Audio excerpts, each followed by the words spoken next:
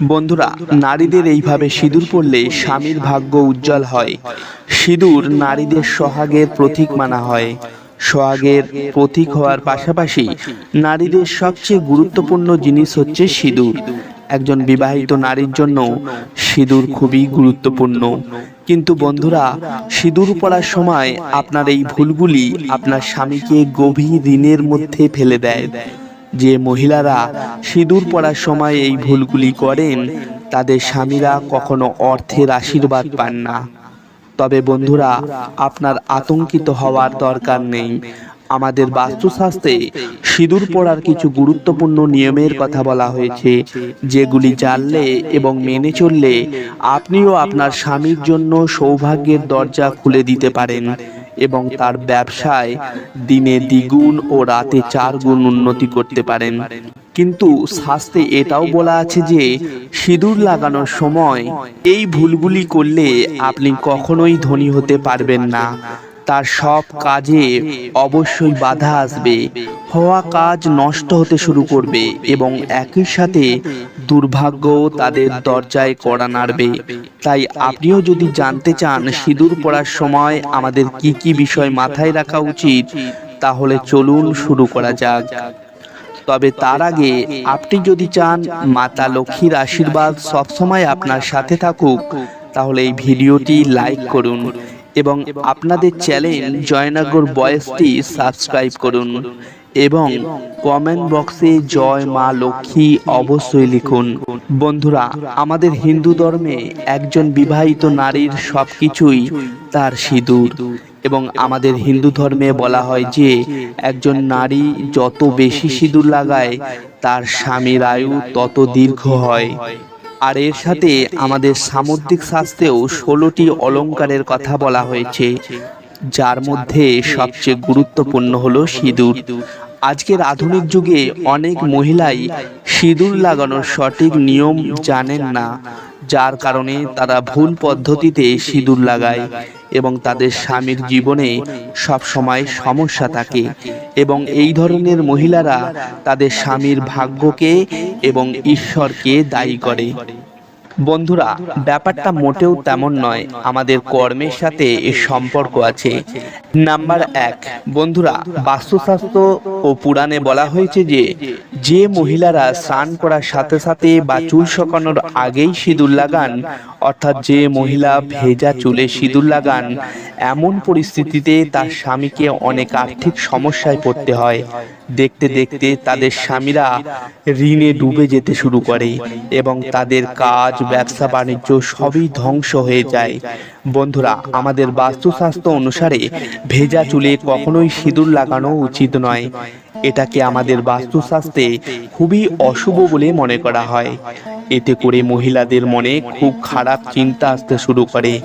এতে করে বাড়িতে ও আত্মীয় স্বজনদের সঙ্গে ঝগড়াঝাঁটি ও পারিবারিক কলহ শুরু হয়। সেজন্য মহিলাদের সবসময় চুল ধোয়ার পরেই সিঁদুর লাগানো উচিত নয়। চুল আগে ভালো করে শুকিয়ে নিয়ে তবেই সিঁদুর পরা উচিত। নাম্বার 2, বন্ধুরা, আমাদের বাস্তুশাস্ত্র ও পুরাণ মতে সিঁদুর লাগানোর সময় আমাদের কি কি বিষয় মাথায় রাখতে হবে তা বলা হয়েছে। বন্ধুরা, শাস্ত্র অনুযায়ী মহিলাদের সবসময় নাকের সোজাসুজি লম্বা সিঁদুর লাগানো উচিত। আপনি যত লম্বা সিঁদুর পরবেন আপনার স্বামীর জীবন তত দীর্ঘ হবে এবং আপনার স্বামীর জন্য উন্নতির সমস্ত পথ খুলে যাবে। দিন রাত দ্বিগুণ অগ্রগতি হবে। যদি আপনার স্বামী তার ব্যবসায় লাভবান না হন, তবে এই সমাধানটি চেষ্টা করুন, আপনি অবশ্যই লাভের মুখ দেখতে পাবেন। আপনাকে একটি সিঁদুরের বাক্স নিতে হবে, তাতে সিঁদুর রাখতে হবে এবং আপনার মন্দিরের যে কোনো স্থানে রাখতে হবে। এবং যখনই আপনি স্নান করার পরে আসবেন, চুল ভালো করে শুকানোর পর আপনাকে মন্দিরে রাখা সিঁদুর কৌটো থেকে সিঁদুর পড়তে হবে। এতে করে আপনার দেবদেবীর আশীর্বাদ সবসময় আপনার উপর থাকবে। নাম্বার 3, বন্ধুরা, আমাদের হিন্দু ধর্মগ্রন্থেও বলা আছে এই ফ্যাশনের উষালগ্নে নারীরা বিভিন্ন ধরনের কৃত্রিম পোশাক পরতে শুরু করেছে। আর একইভাবে সিঁদুরও তারা সুবিধা মতো যা খুশিভাবে পরতে শুরু করেছে, যা একেবারেই ভুল। সিঁদুর লাগানোর সময় মহিলাদের অবশ্যই মনে রাখতে হবে যে সিঁদুর সবসময় নাকে সোজা করে পরা উচিত, এবং যে মহিলারা বাঁকাভাবে সিঁদুর লাগান তাদের স্বামীর ইচ্ছা কখনোই পূর্ণ হয় না এবং প্রতিটি কাজেই ব্যর্থতার সম্মুখীন হতে হয়। বন্ধুরা, যে নারীরা ইচ্ছা করে সিঁদুর চুল দিয়ে লুকিয়ে রাখে সে নারীর স্বামীরা কোথাও সম্মান পায় না। তাই বন্ধুরা, মাথায় লাগানো সিঁদুর কখনোই লুকিয়ে রাখা উচিত নয়। মাথার ও নাকে সোজা করে সিঁদুর পরা উচিত। এইভাবে সিঁদুর পরলে বাড়িতে ঝগড়াঝাটি হয় না। নাম্বার 4, বন্ধুরা, বাস্তুশাস্ত্র অনুযায়ী মনে করা হয় সিঁদুর কখনো কারোর সঙ্গে ভাগ করে পড়তে নেই, আর নিজের সিঁদুর কখনো কাউকে দিতে নেই। অনেক সময় দেখা যায় কোনো মহিলা তার সিঁদুর অন্য মহিলাকে দিয়ে দেয় পরার জন্য, অথবা কোনো মহিলার সিঁদুর শেষ হয়ে গেলে অন্য কারো থেকে সিঁদুর চেয়ে পরে নেয়। যদি আপনি এটা করেন তো এই ভুল কাজ আজ থেকে ছেড়ে দিন, নয়তো বন্ধুরা আপনার স্বামীর সৌভাগ্য আজকেই দুর্ভাগ্যে বদলে দেবেন। সোহাগীন মহিলাদের 16 অলংকারের কোনোটাই কারো সঙ্গে ভাগ করতে নেই, আর কেউ চাইলেও দিতে নেই। এমন করলে আপনার ঘরে দুর্ভাগ্য আসে। যদি আপনি আপনার টিপ বা সিঁদুর বা 16 অলংকারের কোনো একটা অন্য কাউকে দিয়ে দেন তাহলে আপনার সৌভাগ্য তার কাছে চলে যায়। যদি চাইতেই হয় তবে ছোটখাটো জিনিস চাও, কিন্তু টিপ বা সিঁদুর একজন বিবাহিত নারীর কাছে খুবই গুরুত্বপূর্ণ। তাই আপনার টিপ বা সিঁদুর কাউকে দিতে নেই। নাম্বার 5, বন্ধুরা, আমাদের বাস্তুশাস্ত্রে এটাও বলা আছে কোনো শুভ অনুষ্ঠানে মহিলাদের নিজের হাতে সিঁদুর পরতে নেই, তার স্বামীর হাতে সিঁদুর পরতে হয়। এটা খুব শুভ মনে করা হয়। করবাচক, দীপাবলি, দুর্গা পূজায় স্বামীদের হাতে সিঁদুর পরতে হয়। মনে করা হয় এর ফলে স্বামী স্ত্রীর মধ্যে প্রেম অটুট থাকে, আর এমন করলে আপনার সৌভাগ্য বৃদ্ধি পায়। নাম্বার 6, আপনি যদি কর্মরত মহিলা হন, রোজ সিঁদুর পরা আপনার পক্ষে সম্ভব না হয়, তাহলে হিন্দু ধর্মে যখন কোনো তীর্থস্থানে যাবেন বা কোনো মন্দিরে যাবেন অবশ্যই সিঁদুর পরবেন। যেসব মহিলাদের নতুন নতুন বিয়ে হয়েছে তারা সিঁদুরের কৌটো অবশ্যই মন্দিরে বা ঠাকুর ঘরে রাখা উচিত। এর ফলে আপনি খুবই লাভবান হবেন। ঠাকুর ঘরে সিঁদুর পরলে আপনার পরিবারে গ্রহদোষ লাগবে না, আপনার স্বামীর কারবারে লাভ আসবে। যেসব মহিলাদের নতুন বিয়ে হয়েছে তাদের প্রতিদিন সিঁদুর পরা উচিত। বিয়ের দিন থেকে 108 দিন পর্যন্ত সিঁদুর পরা খুবই শুভ মানা হয়। নাম্বার 8, সবচেয়ে গুরুত্বপূর্ণ কথা, মহিলাদের মনে রাখতে হবে সিঁদুর পরার সময় যদি সিঁদুর তার নাকে পড়ে তার মানে তার স্বামীর আয়ু লম্বা হবে। আর মনে রাখবেন, সিঁদুর পরার সময় যদি সিঁদুর মাটিতে পড়ে তাহলে মহিলার জীবনে অবশ্যই কোনো সংকট আসতে চলেছে।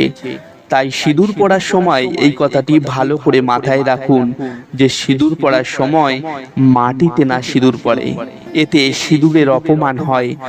আর সিঁদুর পরার সময় যদি কোথাও বেশি সিঁদুর পড়ে যায় সেটিকে জল দিয়ে বা কাপড় দিয়ে মোছা উচিত নয়।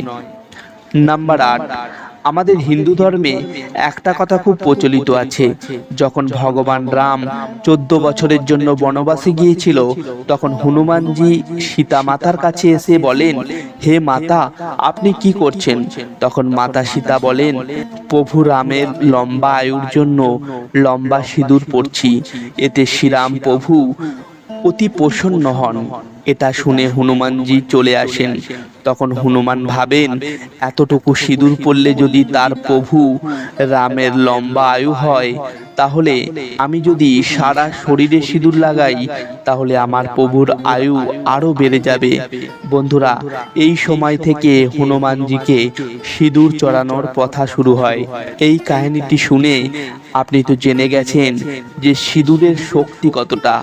যে সিঁদুর ভগবানের আয়ু বাড়াতে পারে তাহলে মানুষের আয়ু বাড়াবে না কিভাবে? তাই প্রতিদিন স্নান করার পর অবশ্যই সিঁদুর পরা দরকার। এর ফলে শুধু যে আপনার স্বামীর সৌভাগ্য বৃদ্ধি পাবে তা নয়, এর ফলে আপনার স্বামীর লম্বা আয়ুর সাথে সাথে অনেক রকম মানসিক শক্তিও বৃদ্ধি পাবে।